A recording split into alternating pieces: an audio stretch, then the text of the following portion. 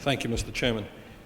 Mr. Speaker, I rise today to urge this body to send a profound and positive message to the working people of this country, to the poor and to the elderly.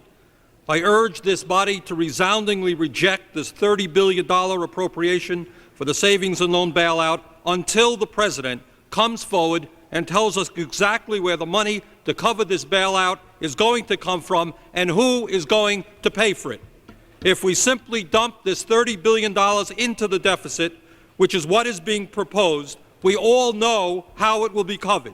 It will, sooner or later, be paid for by higher taxes on working people, on the middle class, on farmers, and it will be paid for by more and more cutbacks in Medicare, in housing, education, and a variety of desperately needed programs that help those most vulnerable in our society.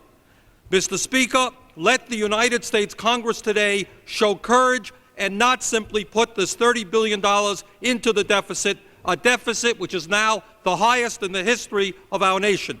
Let us demand that this huge sum of money be paid for by those people in our society that can best afford to pay it, and not those who are already seeing a decline in their standard of living.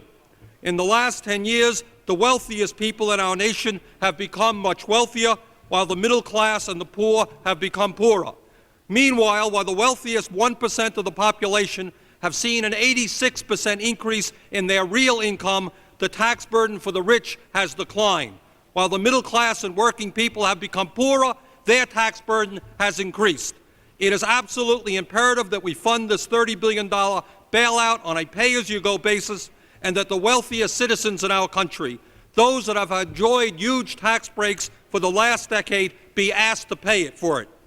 I will be proposing legislation which will ask the wealthiest 5% of our population, those who have an average income of $215,000 a year, to pay an extra 2.6% of their income in federal taxes. If we do that, we can raise $30 billion, and that makes a lot more sense to me than taxing the middle class and the poor.